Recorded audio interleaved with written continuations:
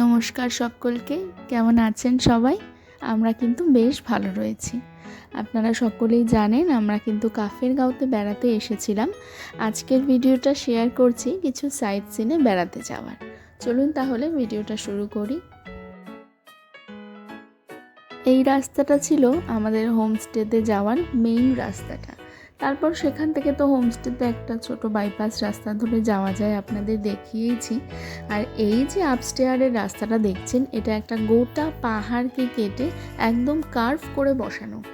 মানে এই রাস্তাটায় যদি আপনি কোথাও মাঝ বরাবর দাঁড়িয়ে যান তাহলে কোনোভাবেই আপনি ওপরে উঠতে পারবেন না, ধমাধম নিচে নেমে যাবেন। এই যে লোকটিকে দেখছেন, এই লোকটিও কিন্তু একদম ওপরে দাঁড়িয়ে আছে, যেন মিডিলে না দাঁড়াতে হয়, কারণ দাঁড়ালেই কোনো রকম কোনো গিয়ারে ব্রেকেও কাজ করবে না, ফটাফট নিচে নেমে যাবেন। তো ভয় লাগতেছে, আমি সমানে হনুমান চালিসা পড়তেছি। হর্ন দাও, হর্ন দাও, বেশি করে হর্ন দাও। আমরা যখন বেরিয়েছিলাম তখন এত বৃষ্টি পড়ছিল যে রাস্তাগুলো খুব স্লিপারি হয়েছিল, তাই ভীষণ ভয় লাগছিল। এটা রয়েছে বুদ্ধা স্ট্যাচু, চিলড্রেন পার্ক। এই যে বুদ্ধা, এটা একটা রোড চলে গেল। আমরা এখন যে ভিউ পয়েন্টটায় যাব, একটা নতুন ভিউ পয়েন্ট, আপনাদেরকে সাথে নিয়ে যাই। ওকে, গো গো গো। এই যে এই ব্রিজটার থেকে ডান দিকেই বললো ভিউ পয়েন্টটা। সো দেখি, আমি নেমেই আসছি ওখান থেকে, এত স্কিড। আচ্ছা, সো জিরো ভিজিবিলিটিতে ডাবলিং ভিউ পয়েন্টে রেনকোট পরা অবস্থায়।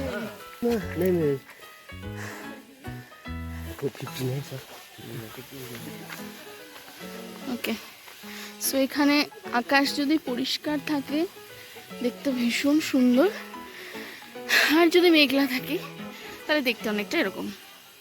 সো তোমরা যদি আসো ডেফিনেটলি পরিষ্কার আকাশেই আসবে। আমরা চলে এসেছিলাম কাফের গাঁওয়ের একটা অন্যতম ভিউ পয়েন্টে, যার নাম ডাবলিং ভিউ পয়েন্ট। খুব সুন্দর জায়গাটা, কিন্তু ওই যে মেঘলা আকাশ, তো চারপাশে কিছুই পরিষ্কার দেখতে পারছিলাম না, কিন্তু ওপর থেকে নিচটা সমতলটা এত ভালো দেখা যায় যে বলার মতো না। কিন্তু সেদিন ছিল সবই মেঘে ঢাকা। এই যে জায়গাটা দেখছেন, এখানেই মেইন লোকজন এসে ছবি তোলে। খুব সুন্দর গ্লাস দিয়ে ফ্লোরটা করা।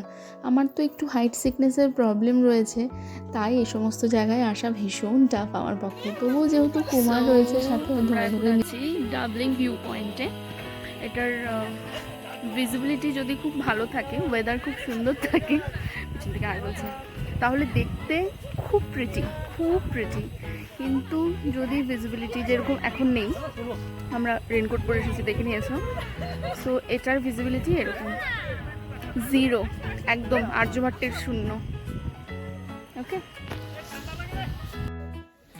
ডাবলিং ভিউ পয়েন্টে একটা ছোট রেস্টুরেন্ট কাম ক্যাফে টাইপের আছে, তো ওখানে কফি অর্ডার দিয়ে আসলো।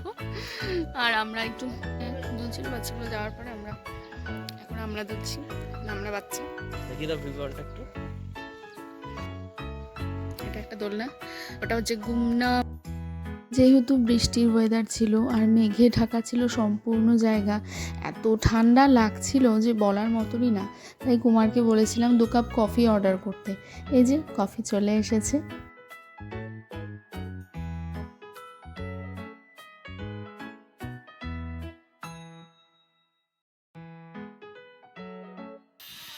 Here is our coffee.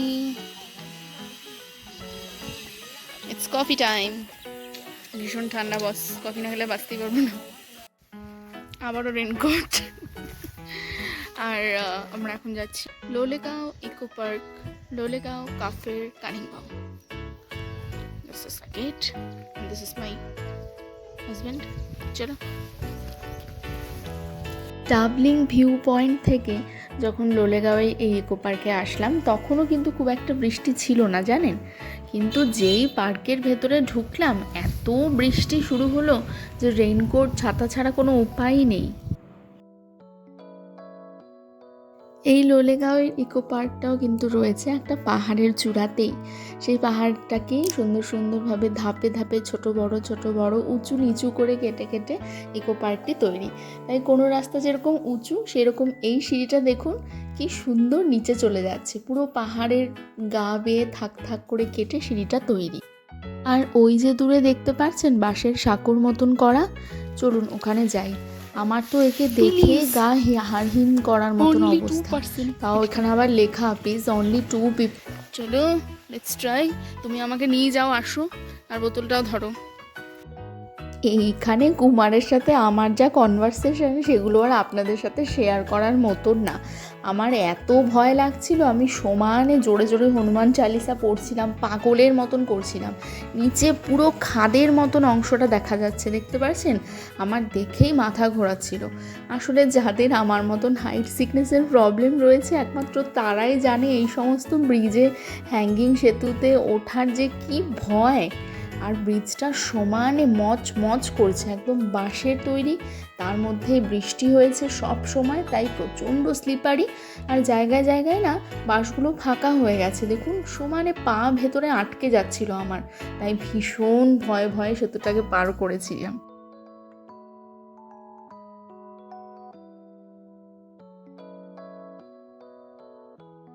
ঠাকুর করে এই ব্রিজটাকে পার করে নিয়েছি বাবা। আর এই জায়গাটাকে দেখুন, এত সুন্দর দেখতে, মনে হচ্ছে কোনো রূপকথার রাজ্যে চলে এসেছি। আর ওই যে সেই বীভৎস ভয়ঙ্কর সেতু।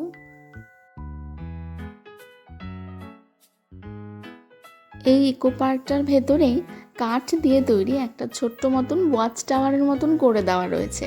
জায়গাটা খুব সুন্দর, কিন্তু বাজে আবহাওয়ার জন্য আমরা কিছুই সেরকম দেখতে পাইনি। কিন্তু ওপরটা এত সুন্দর সাজানো, খুব সুন্দর সুন্দর ছবি অবশ্যই তুলতে পেরেছি।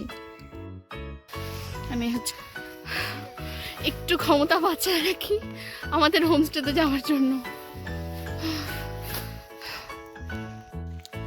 সো সবচেয়ে ইম্পর্টেন্ট থিংস সেটা হচ্ছে, একটু আগে আকাশ একদম পরিষ্কার হয়ে গেছিল, কিন্তু আমরা তখন খেতে বসেছিলাম।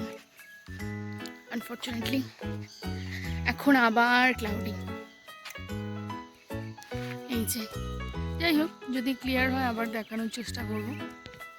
তার আগে আমি আমাদের হোমস্টে ট্যুরটা একটু দিয়ে দিই। Okay, this is our homestay and name was Green Valley Homestay. এটা মেইন কটেজটা, আর ছোট ছোট অনেকগুলো ব্রাঞ্চেস আছে। এই যে আমি পুরোটাই ঘুরিয়ে দেখার চেষ্টা করব, ভীষণ সুন্দর। আর এটা একটা লন টাইপের আছে, এখানে গাড়ি পার্কিং সমস্ত কিছু করা হয়। এই পাশে একদম কালিম্পংটা দেখা যায়। এটা একটা ভীষণ সুন্দর গার্ডেন টাইপের করেছে। এটা আসার রাস্তাটা আগে অনেকবার দেখিয়েছি।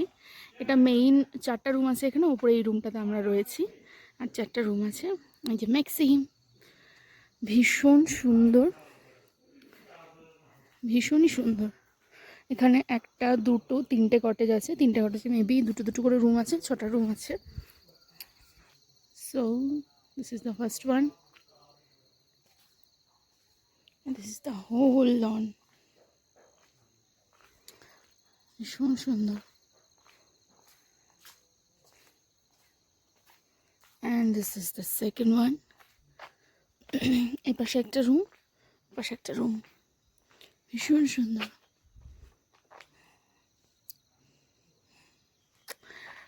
ওকে, সো এখান থেকে ভিউটা খুব সুন্দর।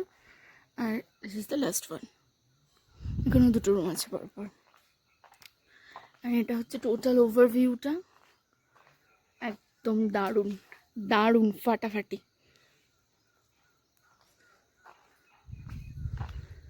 ওই যে আমার বর। এই রইল আমাদের হোমস্টে টোটাল ট্যুর। সবাই দেখে নিও, এবং কন্ট্যাক্ট করতে চাইলে অবশ্যই জানি, আমি ফোন নাম্বারটা মেনশন করব। এখন অপেক্ষা করব কখন আকাশের মেঘ আবার কাটবে, ফটোশ্যুট করতে হবে।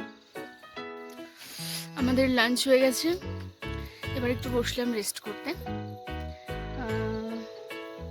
ভিউটা মানে ক্লাউডি, এরপর এখানে কিছু কিছু ভালো শট নেব। যাক, ওয়েট করি। অলরেডি মানে বিকেল হয়ে গেছে, আমি জানি না মানে মেঘ কাটবে কিনা বা আদর রোদ ঠিক মতো উঠবে কিনা। যদি না ওঠে শট দেখানোই যাবে না, তার থেকে আমি আগেই দেখিয়ে দিই যতটুকু রোদ বা যতটুকু ক্লিয়ার আছে ততটুকুতেই দেখে নাও। এই ছিল আমাদের কাফেরগাঁওয়ের একদম উল্টো পাশের পাহাড় কালিম্পংটি। কাফেরগাঁও নিজেই কালিম্পং ডিস্ট্রিক্টের অন্তর্ভুক্ত, আর সামনে কালিম্পং পাহাড়। কি সুন্দর দৃশ্য, তাই না? আমরা কিন্তু সেই দিনই লাস্ট আমরা সেখানে থেকেছিলাম, তারপরের দিন আমরা খুব সকালে বেরিয়ে চলে এসেছিলাম। তারও অল্প কিছু ভিডিও আমি নিশ্চয়ই শেয়ার করার চেষ্টা করব আপনাদের সাথে। তো আমাদের অল ওভার টোটাল কাফেরগাঁও ভিডিওর ব্লগগুলো আপনাদের কেমন লাগলো আমাকে কিন্তু অবশ্যই কমেন্টসের মাধ্যমে জানাবেন। ভুল ত্রুটি হলে মার্জনা করে দেবেন এবং অবশ্যই আমার সাথে এবং পাশে থাকার চেষ্টা করবেন। চ্যানেলটি সাবস্ক্রাইব না করে থাকলে সাবস্ক্রাইব করে নেবেন। সবাই ভালো থাকবেন, সুস্থ